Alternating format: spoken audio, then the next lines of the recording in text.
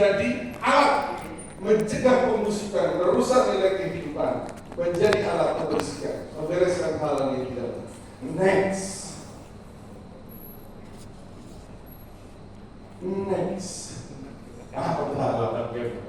Menjadi pembawa terang sejati dalam kegelapan dunia. Ingat tak dulu ada lagu? Dan kau lilin kecil, ceng ceng, haruskah kau memberi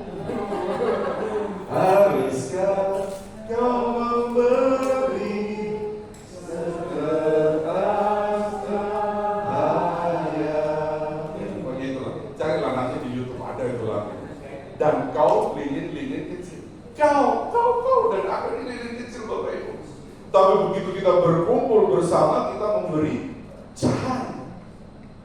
Dan bagaimana kita bisa memberi cahaya? Pertama-tama harus ada komitmen Bapak Ibu. Tidak ada di sini. Pertama harus punya komitmen. Katakan di sebelah Anda, harus punya komitmen. Saya jadi pastor harus punya komitmen. Karena jadi pastor tidak ada godaan, tidak ada tantangan banyak.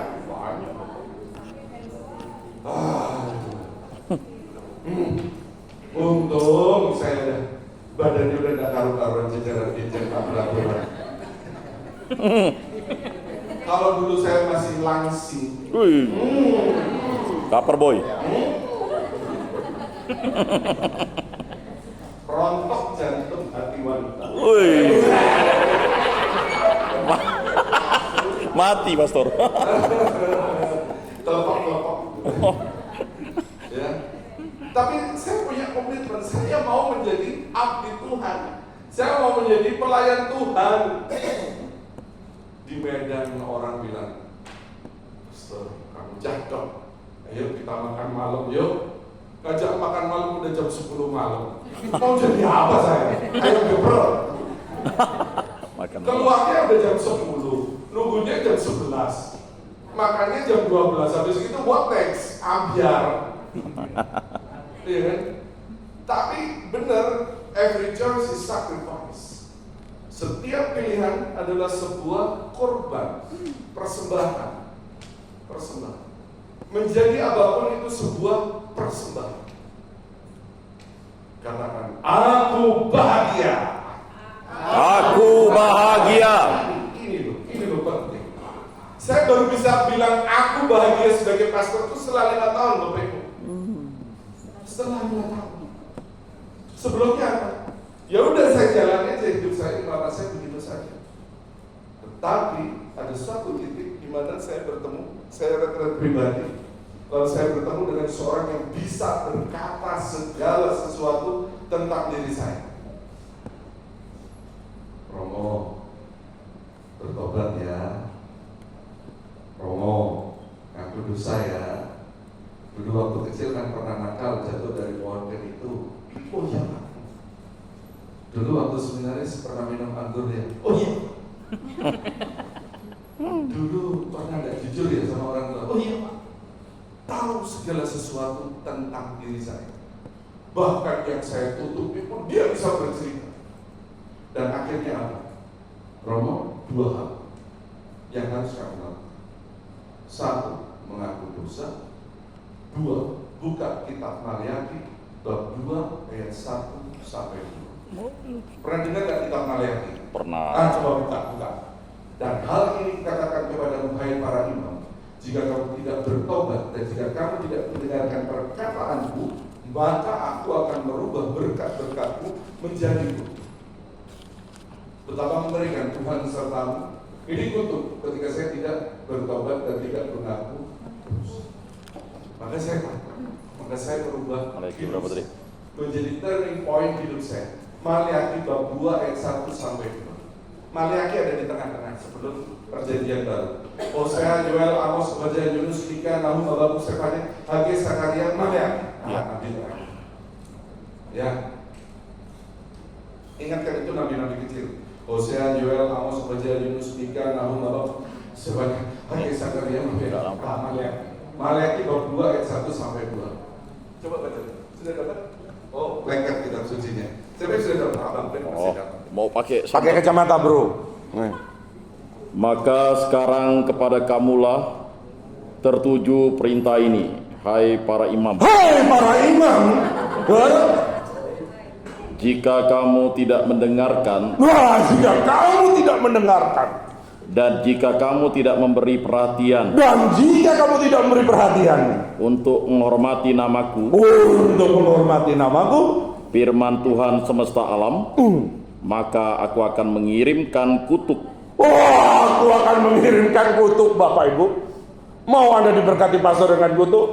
Tuhan memberkatimu, Bapak Putra. Kutuk Ke antaramu dan akan membuat berkat-berkatmu menjadi kutuk. Aduh, Bapak Ibu. Saya dihajar. Lihat Wahyu 3:19. Barang siapa kekasih, ia kutegur dan kuajar. Lihat kitab Wahyu 3:19. Wahyu paling belakang, jangan cari Wahyu di daftar isi. Tidak dapat? Wahyu 3:19. Ya. Barang siapa kekasih, Barang siapa kukasihi, ia kutegur dan kuhajar. cukup. Lihat, kita ini manusia, maka diperingatkan oleh Tuhan dengan teguran-teguran. Jadi sesuatu yang pahit, sesuatu yang tidak menyenangkan, sebenarnya sebuah tanda bagi kita Habis. untuk melihat. Wahyu 3:19. Kita ini manusia gelap. Coba baca Kejadian 3:19. Kamu berasal dari debu dan kamu akan kembali menjadi debu. Kejadian ada di depan, Bapak Ibu. Jangan lihat daftar isi. 3:19. Dengan berpeluh engkau akan mencari makananmu sampai engkau kembali lagi menjadi tanah. Karena dari situlah engkau diambil, sebab engkau debu dan engkau akan kembali menjadi debu. Amin. Amin. Long lives. Lihat Kisah Para Rasul bab 3:19. Sadarlah dan bertobatlah. Kisah Para Rasul ada di tengah-tengah setelah Injil apa? Markus. Injil Yohanes 3:19. 3:19. Sadarlah dan bertobatlah. 3:19. Oh. Karena itu sadarlah dan bertobatlah supaya dosamu dihapuskan. Lihat Bapak Ibu, menarik ya. Kitab Wahyu ada di belakang, kitab Kejadian ada di depan, Kisah Rasul ada di tengah-tengah. Semua 3:19. 3:19. 3:19. Bahaya itu. Please, bahaya. Jangan dipasangin nomor. Keluar. Dari Jumat nanti. Next, ya. Maka saya mau mengajari kita bertobat. Sebelum kita belum melakukan sesuatu dengan sungguh-sungguh kemudian belum melakukan sesuatu dengan totalitas, mari bertobat. Maka tadi yang pertama perlu komit. Kedua, harus ada trust. Apa Bapak Ibu? Trust. Kalau yang di depan adalah trust. Ini trust, kepercayaan. Jadi ada komitmen, ada trust, dan ketiga harus ada komunikasi. Dengan siapapun, bersama siapapun, penting. Apa yang pertama? Komitmen. Kedua, Trust. trust. Yang ketiga, Komunikasi. Nah, dari ketiga ini Bapak Ibu akan terjadi yang disebut engagement, keterlibatan. Kalau di antara kita sudah ada trust, ada komunikasi, ada apa lagi tadi? Komitmen, maka ada yang disebut perubahan sikap, ada yang disebut keterlibatan. Maka kalau ada keterlibatan, ujung-ujungnya adalah apa? Perubahan perilaku, gaya hidup kita berubah, way of life kita berubah, cara pandang kita berubah, cara berpikir kita berubah, cara apa lagi? Berkata-kata kita berubah. Ingat tadi, berpikir positif, berkata-kata Inspiratif, bertindak produktif. Kata-kata kita tidak akan buat teman lain menjadi terpasung. Kata-kata kita membuat orang percaya diri, tumbuh. Saya bisa. Oh, ternyata saya mau. Ya, ini poin itu kedua. Next. Panggilan untuk melayani. Next. Konteks Alkitabiah ini tadi. Aku datang dari saudara dulu. Aku datang bukan untuk dilayani, melainkan untuk melayani. Boleh kita tiru kata-kata Yesus ini? Ayo bersama. 1, 2, 3. Aku datang bukan dilayani, melainkan untuk melayani. Itu kan. Banyak Bapak Ibu bicara nih Bapak Ibu. Enak dikatakan. Ya, tetapi itulah indahnya hidup yang penuh perjuangan. Jadi konsep Yesus sebagai teladan pelayan mencuci kaki murid-murid. Ini kalau Kamis Putih saya cuci kaki umat saya, biar kakinya hitam lalu saya cuci. Nah ini saya cuci, saya cium kakinya. Saya mau belajar rendah hati untuk diri saya. Saya harus belajar rendah. Sebagai imam, sebagai leader, saya harus belajar untuk melayani. Ada civic leadership, kepemimpinan yang melayani. Ada transformational leadership, kepemimpinan yang mengajak bawahannya untuk berubah. Ada macam-macam model leadership. Tapi saya mau belajar dari Yesus sendiri. Lihat Matius, belajarlah daripadaku, sebab aku lemah lembut dan murah. This is the Matius 11 ayat 29. Matius 11 ayat 29 atau 28? 29. Belajarlah daripadaku, sebab aku lemah lembut dan rendah hati. 28, 29 ya? Matius 11, 29. Ikulah kuk yang kupasang dan belajarlah padaku, karena aku lemah lembut dan rendah hati, dan jiwamu akan mendapat ketenangan. Terima kasih.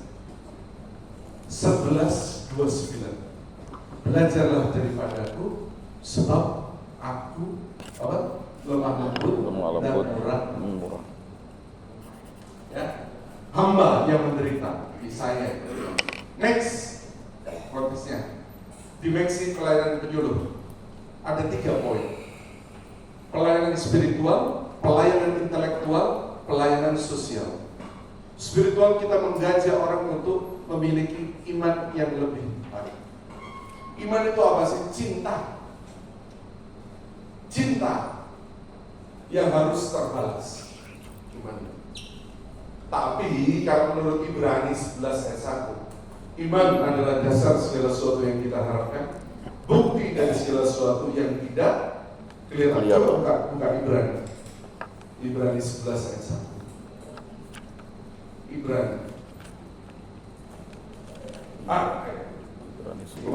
Iman adalah dasar dari segala sesuatu yang kita harapkan dan Sudah dapat Bapak Ibu?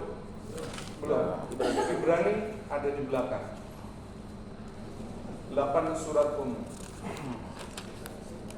Kalau Paulus 13 surat Paulus, ada 8 surat umum, lalu 1 kitab Apokalipsis, yaitu Wahyu. Mari sekali lagi Ibrani 11 ayat 1 kita baca bersama. Iman adalah dasar dari segala sesuatu yang kita harapkan dan bukti dari segala sesuatu yang tidak kita lihat. Iman kita sebagai orang Katolik bukan iman karena melihat, iman karena percaya. Bagaimana seorang Magdalena, Maria memberi tahu kepada para rasul, Tuhan tak ada. Yohanes cepat-cepat pergi. Petrus langsung lari. Lo makan kosong. Tapi Yohanes penuh sopan santun. Dia tidak tiba-tiba masuk ke makan kosong. Dia nunggu seniornya Petrus masuk. Oh iya, makan kosong. Percaya, ya. Jadi ini 3 poin utama dimensi pelayanan kita: membimbing doa dan refleksi, memberi konseling pastoral. Ini Anda hebat ini, orang di lapangan itu hebat, tahu situasi. Pelayanan intelektual, mengedukasi tentang ajaran dan tradisi Katolik. Kita berdasarkan tradisi para rasul, apa namanya? Tradisi rasul, apa lagi? Magisterium gereja. Apa? Magisterium. 3 ini? Kitab suci, Kitab suci, tradisi, tradisi rasul, magisterium, ajaran gereja. lalu pelayanan sosial. Jangan lupa Santo Vincentius yang kita peringati kemarin 27 September. Tangan kananku, tangan kiriku ada roti, tangan kananku ada kitab suci. Maka Santo Vincentius berkata, sepengen fotopengen, ya, aku memiliki penderitaan dari penderitaan, aku memiliki kesusahan dari kesusahan. Dan bahasa Prancisnya dia katakan sepengen fotopengen. Next, dimensi pelayanan penyuluh yang dicari. Apabila pelayanan dengan perspektif pelayanan penyuluh, servant leadership. Apa itu? Servant leadership dikembangkan oleh Robert Greenleaf pada tahun 70, sangat selaras dengan ajaran Kristiani tentang pelayanan. Greenleaf mendefinisikan servant leader sebagai seorang yang pertama-tama dalam pelayanan. Lihat Yesus. Tapi ini sebenarnya bertitik tolak dari apa yang dibuat oleh Tuhan Yesus. Dimulai dengan perasaan alami bahwa seorang ingin melayani terlebih dahulu. Maka tadi saya kutip Kolose 3:23, apapun yang kau perbuat, perbuatlah dengan segenap hatimu, seperti untuk Tuhan dan bukan untuk manusia. Next. Nah, apa yang dibuat pelayanan spiritual? Mendengarkan, penyembuhan, healing, pemulihan. Orang yang terpuruk jangan disudutkan, tapi dibangkitkan, diberi pengharapan. Menyala abangku, menyala. Oh, itu ada ayatnya. Kita mau menyala bro, ada. Coba lihat Roma 12 ayat 11. Janganlah semangatmu kendor, biarlah rohmu bernyala-nyala dan layanilah Tuhan. Kalau tak percaya, Roma 12 ayat 11.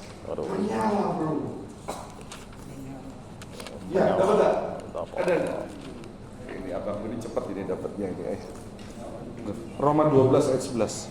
Roma 12 ayat 11. Janganlah hendaknya kerajinanmu kendor, biarlah rohmu bernyala-nyala dan layanilah Tuhan. Ada 3, Bapak Ibu. Yang pertama apa? Janganlah kerajinanmu kendor. Katakan di sebelah Anda. Ayo dengan sedih. Janganlah kerajinanmu kendor. Ayo enggak mau masukkan ikan di dalam gila. Ayo. Yang semangat, ayo. 1, 2, 3. Janganlah kerajinanmu kendor. Terus yang kedua apa? Biarlah rohmu bernyala-nyala. Ini yang paling penting. Ketiga apa? Dan layanilah Tuhan. Bro and sis, jelas. Ini buat kita. Jelas.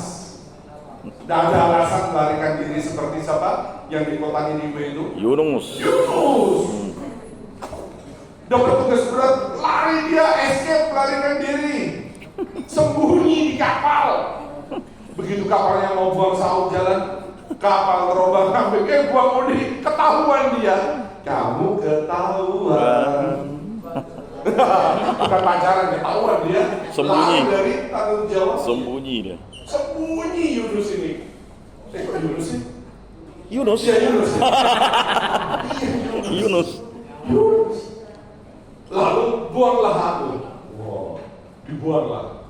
Lalu hop. Lalu yang menarik ada doa Yunus dalam perut ikan. Wow, itu bagus sekali Bapak Ibu doa itu. Bagus baca itu nanti tidak sekarang. Habis waktu nanti. Ya. Ya, yang itu doa Yunus. Jadi bara api untuk melayani Tuhan itu harus berkobar-kobar. Bapak Ibu, saya biasa jadi bawa tim pujian. Jadi, ayo nyanyi, ini ada saya takut. Belum tentu semua senang dengan gaya puji-pujian seperti itu. Kita akan pakai split yang standar saja. Ya, ini suara hati pelayanan spiritual, suara hati mereka yang dilayani, penyembuhan, healing, aplikasi, retret. Ini ada mampu semua. Next, pelayanan intelektual, kita mengajar, kita mendidik.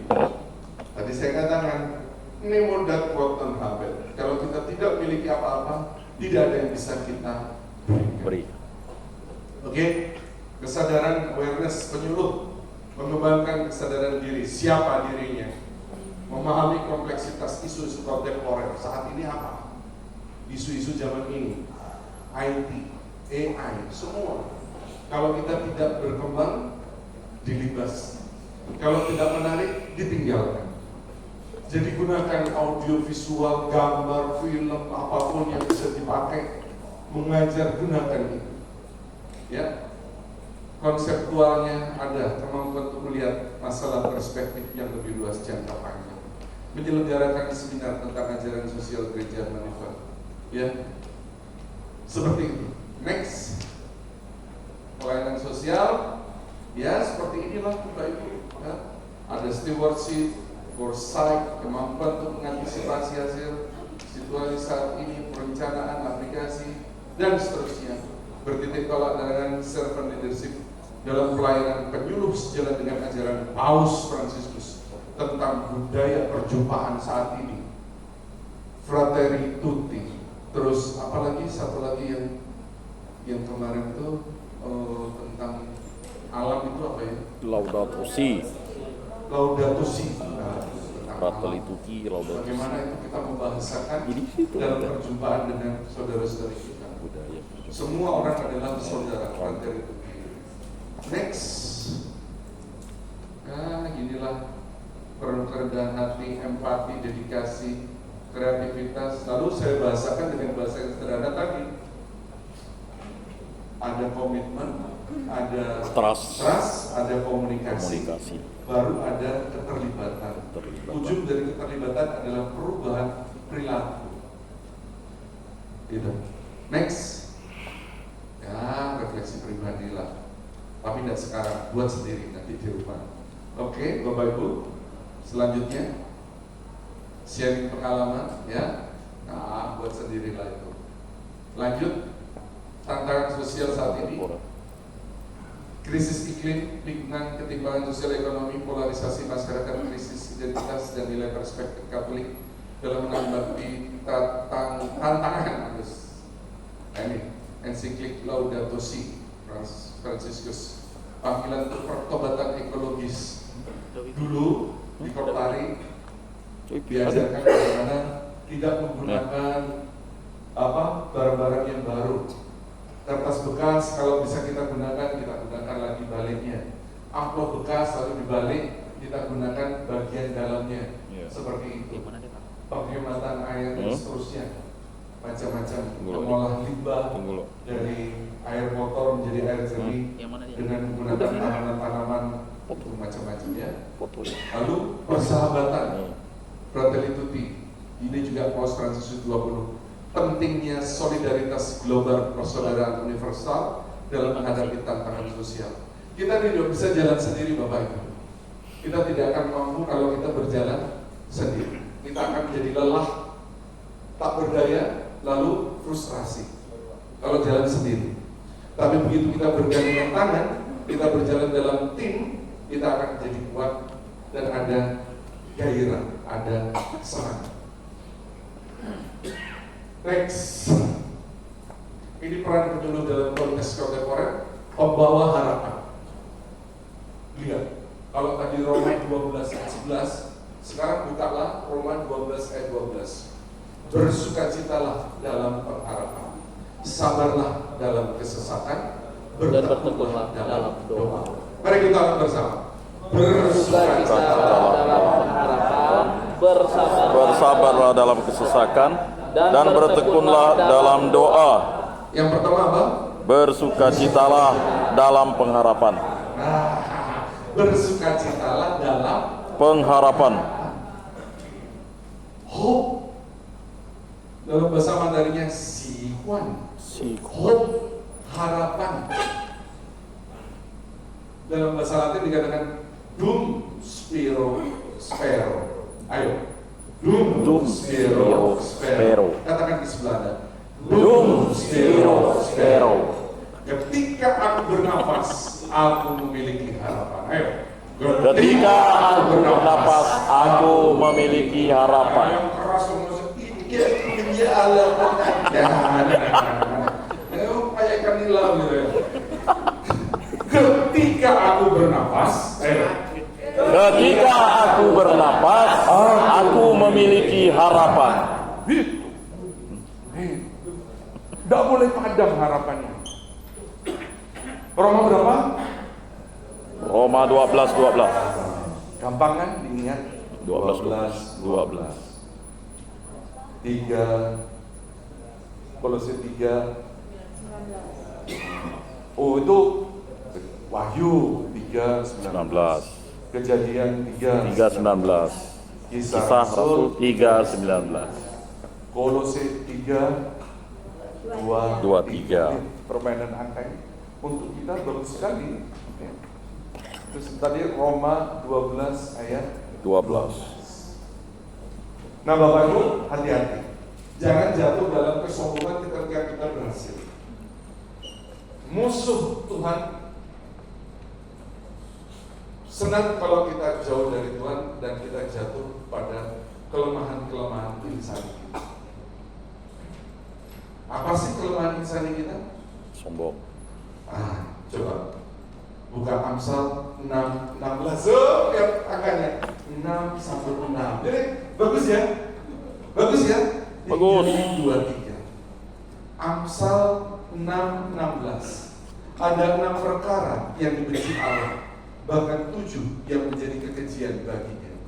Mata sombong, lidah dusta, hati yang merancang kejahatan, tangan yang menumpahkan darah orang tak bersalah, kaki yang segera lari menuju kejahatan. Amsal di tengah buku setelah Mazmur. Ya.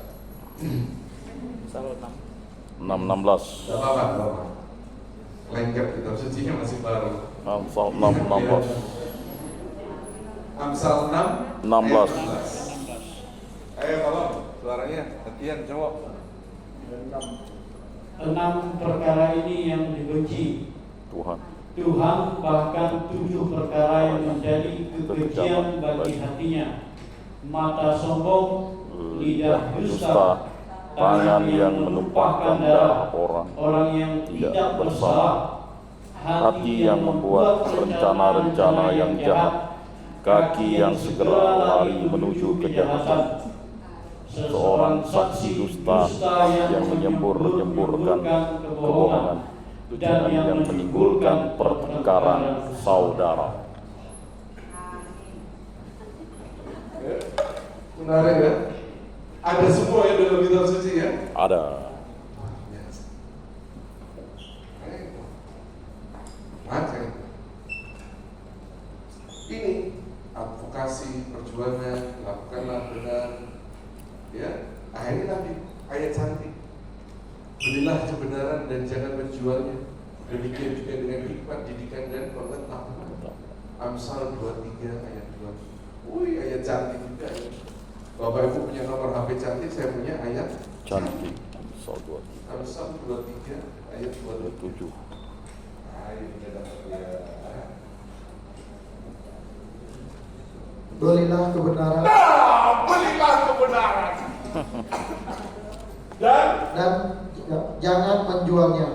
demikian. Demikian juga dengan hikmat, didikan, dan pengertian. Amin, saudara. Amin. Next. Nah ini strategi praktis. Pengembangan kompetensi. Kompetensi zaman sekarang ini yang diminta kompetensi, Bapak Ibu. The right man in the right place. orang yang tepat dan orang yang benar dengan segala skill dan keahliannya. Nih, literasi digital di tangan Anda. Sekarang dunia di genggaman Anda. Suster, pastor, dulu kalau tak pegang rosario bingung. Sekarang kalau HP-nya ketinggalan bingung. Apalagi umat beriman. Amin, saudara. Amin. Coba HP Anda di tangan orang lain. Kalut. Mending berpukul adu pukul kayak yang peristiwa beberapa lalu polisi dengan seniornya. Bukan.